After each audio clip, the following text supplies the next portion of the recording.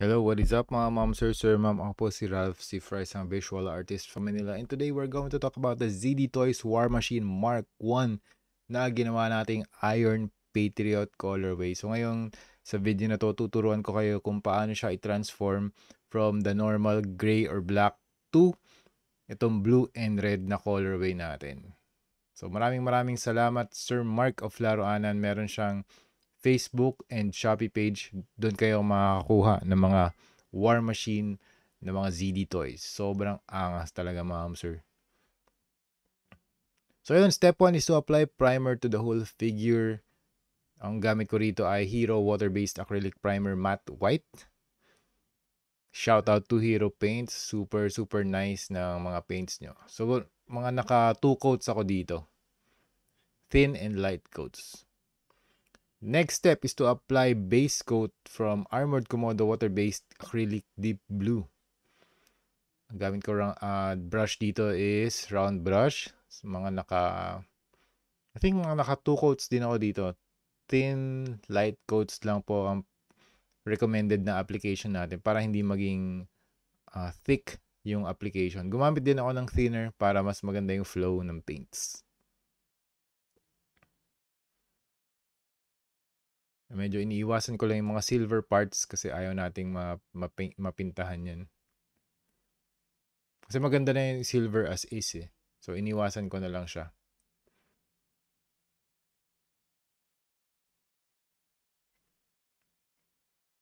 Yan. So, siguro mga ilang coats na. Siguro mga drying time. Gumamit din ako ng dryer para patuyuin yung mga paints.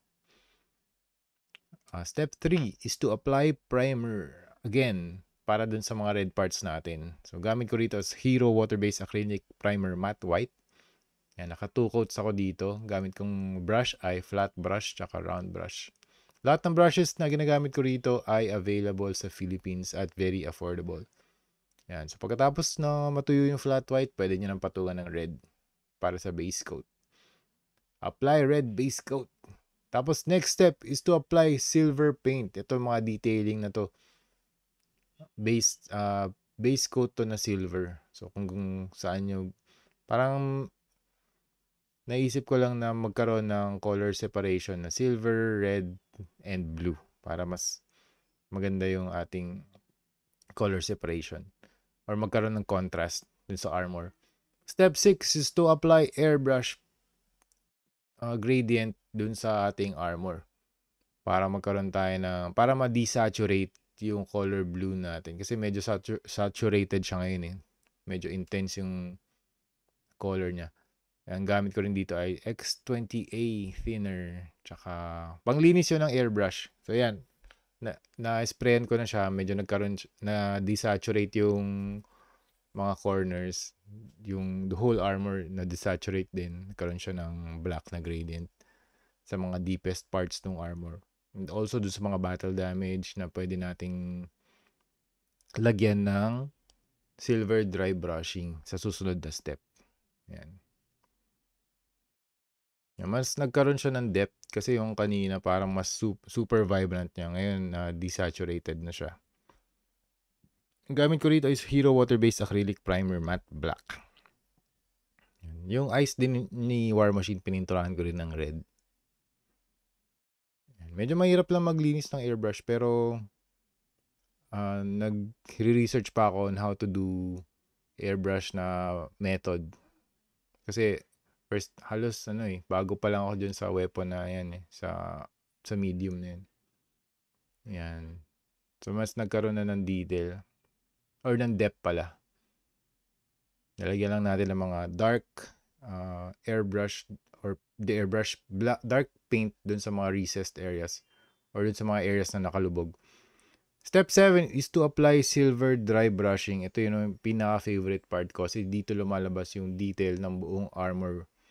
Super cool ng process na to kasi lumalabas yung pagka-metal niya. So, para siyang nagiging die-cast. Silver dry brushing using Vallejo acrylic metal color silver. And favorite, favorite silver paint of all time ko to. Kasi ang ganda ng consistency niya. Ang daling gamitin. Pwedeng pang hand brush, pwedeng pang airbrush. Super flexible ng paint. Medyo may kamahalan lang, 400 pesos per bottle. Pero sulit na yun mga ma'am sir.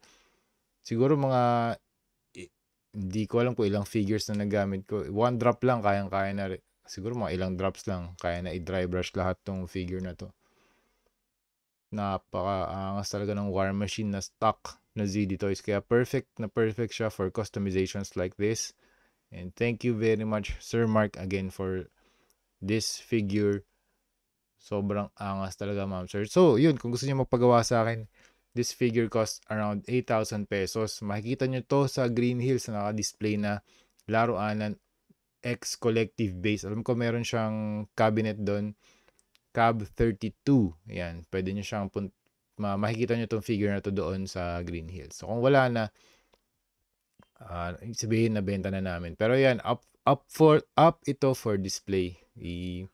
Ipapako na siya and then Green Hills bound na siya. Pupunta na yan sa laruanan cabinet, sa Collective Base and sa Aki Marvs. Yun. Thank you for watching and see you sa next video. Bye-bye.